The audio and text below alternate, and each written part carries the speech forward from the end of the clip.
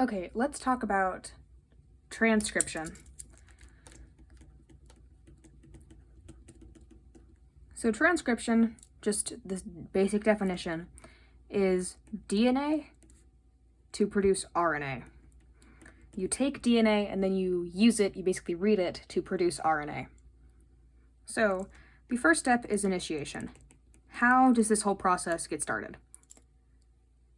Well, it basically starts with RNAP, which is RNA polymerase.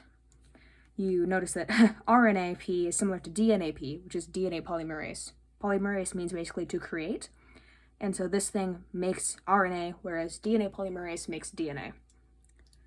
And then also transcription factors.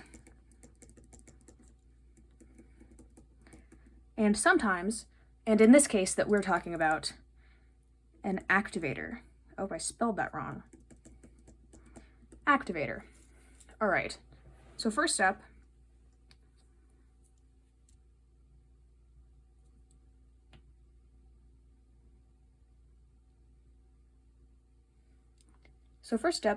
there is something called a Tata box. And this is the place where the RNAP and the transcription factors bind to. Basically, it's the easiest spot to open, like open the strands of DNA. Because if you think about it, TA and AT, these only have 2 hydrogen bonds, whereas G and C, they make 3, so that takes more energy. So basically, it's kind of strategic. And RNAP wants to get on the Tata box to start transcription, but it has some trouble. So transcription factors will bind first and then help it load on, and basically just assist it in the whole process. There's another region called the enhancer region. Enhancer, oh my god. I literally cannot spell. Enhancer region, where the activator binds. And the activator will basically help kickstart this whole reaction.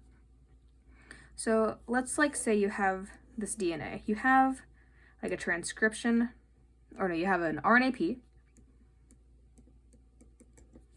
You have a bunch of little transcription factor dudes.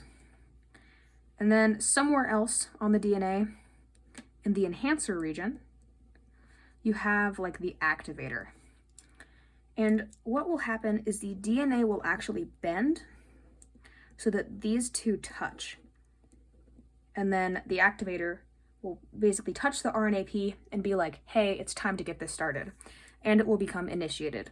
And at this time, a lot of the transcription factors fall off because they were just used for initiation, but some might stay on. I'm not a total expert in what transcription factors do what. So the next part is elongation. And this is basically the bulk of it. You have the word elongate in it, and it basically just means to make long. So we're gonna make a long RNA strand.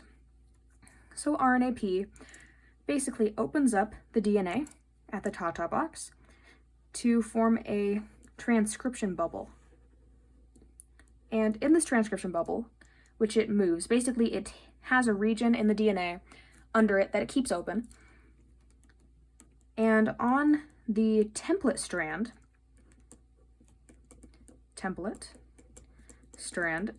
it will add complementary base pairs. And then the coding strand, it just doesn't really mess with, because it'd take a lot more work to read both at the same time. So it just picks one and then reads it. And it reads it in the 3 to 5 direction. So let's say here's the 3 end of the DNA, here's the 5 end, and so RNA will move, or RNAP will move this way. So let's say we're all in this big thing. That's the RNAP. And then it will add basically base pairs. So let's say this is an A, it will add a U, and then it will be attached to all the other things. Then it'll come out the back, So this is the mRNA, or messenger RNA. And the messenger basically means it is going to transfer information. It's going to move itself out of the nucleus for later steps bringing all of the information encoded within it with it. There's other types of RNA, such as ribosomal RNA and tRNA, but both of those are used in translation, which is the next step of turning this guy into protein. So we don't have to worry about that right now. So the template strand, by the way, is also called the non-coding strand or the antisense strand. And you might think that's kind of weird. Isn't it doing the coding and isn't it making the sense? But when you think about it, let's say that the template strand is ATGACC. Okay, that means that the coding strand, it's called, of DNA is going to be TACTGG. So this is the DNA. Now let's look at what happens when we turn this template strand into mRNA. ATGACC will basically direct the RNAP to create RNA that goes UAC, UGG.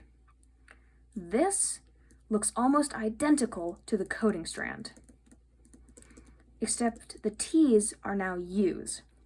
So the coding strand basically tells you what the mRNA is going to look like because it adheres to the same complementary base pair rules.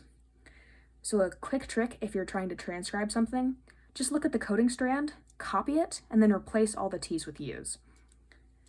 So it's just like when we made this strand in replication, assuming that like this wasn't the template strand or something, you just complementary base pair using DNA rules. And this is the exact same thing, complementary base pair rules, except now A binds with U, or uracil. So that's why it's called coding, because it basically matches the new mRNA. And this just continues making this strand until termination. And this is basically when the RNAP hits a termination sequence. Termination sequences, I think, aren't as universal as ones for like translation. So you don't need to like memorize what it is, and you can't, I don't think. They will tell you on the test what the termination sequence is. You just need to know that when the RNAP hits it, it will basically fall off. I think one way that it might do it is by forming a hairpin, where basically the sequence is just so that the RNA binds to itself because it's single-stranded, and then pulls like the RNAP off with it. RNAP. Yeah, so I'm pretty sure that's how it happens, but you really don't need to think about it. Just know that it terminates when it hits a termination sequence. So now the next part is processing. This is where it gets a little bit more complicated, because we've made this long strand of mRNA, but we can't use it yet. And one of the reasons why is because mRNA doesn't last that long in the cell. Like if you look at mRNA versus like tRNA just, it's a lot longer life. So in order to get the mRNA out into the cytoplasm for actual use, you have to basically prepare it. And this involves, let's say that this is the mRNA. You have to add a cap on the 5' end, and this is a GTP cap. So it's a G base with T-tri-P phosphates. That's what it stands for. And on the other end, you're going to add a poly-A tail, which is literally just a bunch of the A base on the 3' end. And this basically preps it to go out and do things. I think it protects it from being degraded, because mRNA will get degraded pretty quickly. Yeah, and then another part of processing is splicing. Splicing is just like cutting it up. So within mRNA, we have a lot of like different parts. We have introns and we have exons. So I'm kind of like dividing this up. Let's say that these are the 2 introns. And there's a couple of theories for why we have this. In class, we were talking about fossil DNA, which is basically viral DNA that got embedded in our own genome sometime in the past, and we still have it, but we don't want to express it, so we cut it out.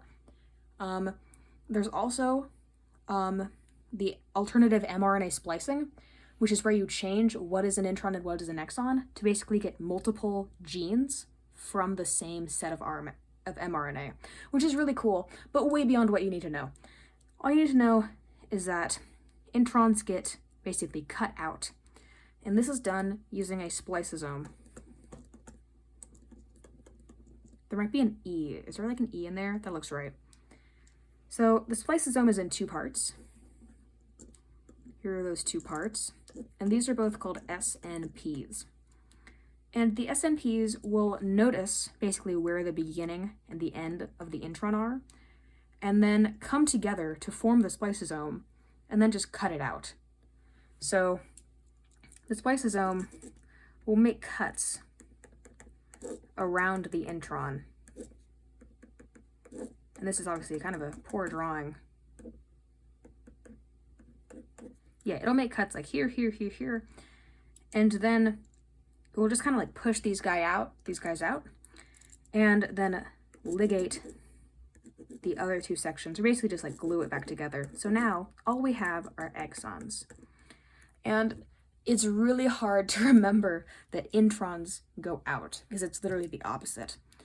And also, these aren't called or like extrons. I called them that for like a really long time, and that's wrong. But basically, you cut out the introns and exons. Occasionally, you'll also cut out another exon, and that's part of like the alternative mRNA splicing.